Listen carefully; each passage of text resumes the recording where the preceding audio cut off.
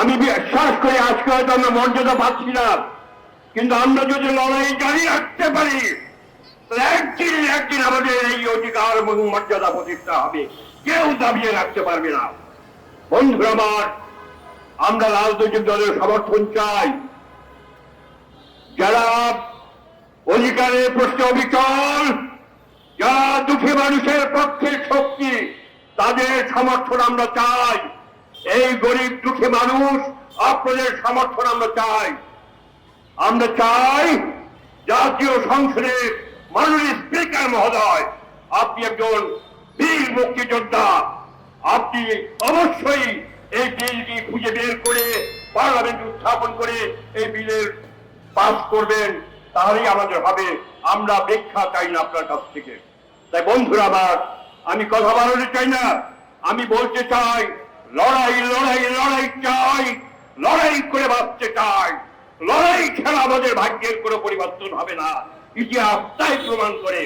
তাই বন্ধুরা আমার, এই বাংলাদেশ স্বাধীন হয়েছে পাকিস্তানের বৈষম্যের বিরুদ্ধে। এই তৎকালীন পূর্ব পাকিস্তান পশ্চিম পাকিস্তানি শাসকদের আমাদের প্রতি যে বৈষম্য পরিচালনা করেছিলেন, সেই বৈষম্যের বিরুদ্ধে আমাদের লড়াই ছিল।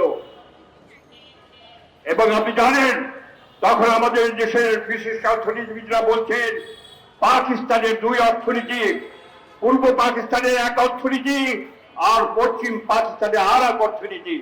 এখানকার সম্পদ দিয়ে পশ্চিম পাকিস্তানে 22 পরিবার তৈরি করেছিল। সেই লড়াই ছিল আমাদের পাকিস্তানে 22 পরিবারের বিরুদ্ধে। এখন বাংলাদেশে কয়েক লক্ষ 22 পরিবারের তৈরি হয়েছে। আমরা বলেছিলাম আমাদের মুক্তিযুদ্ধের ঘোষণার মধ্য দিয়ে বাংলাদেশ স্বাধীন হলে বাংলাদেশ হবে সাম্যের। বন্ধুরা আমার, চন্নাশনে ধর্মের কাহিনী, পুঁজিবাদ এমন এক ব্যবস্থা, সেখানে জাত পাত লিঙ্গ কিছু পেতে না। যেখানে মনোভাব আছে সেখানেই পুঁজিবাদ আছে। তাই বন্ধুরা আমার, এই আজকে ট্রাম্প প্রশাসন যে যুদ্ধ চালাচ্ছে, এটা ওই ইরানের দেশ দখল করার জন্য। আজকে দেখেন ভেনেজুয়েলার একজন নির্বাচিত রাষ্ট্রপতি, তাকে গুন্ডার মতো দিয়ে তাকে হাইজ্যাক করে নিয়ে আসলো। এই হচ্ছে আন্তর্জাতিক আইন এবং বিধিবিধান। তাই বন্ধুরা আমার, আমরা বাংলাদেশের মানুষ 9 মাস যুদ্ধ করে বাংলাদেশ স্বাধীন করেছি। এই বাংলাদেশের মানুষ 1952 সালে মাতৃভাষার জন্য আমরা লড়াই করেছি। আমরা মাথা নত করতে জানি না, কারো কাছে কন্ডিশ আমরা করবো না। আমাদের মাথা বিচ্ছিন্ন হয়ে যেতে পারে, কিন্তু আমরা মাথা নত করবো না।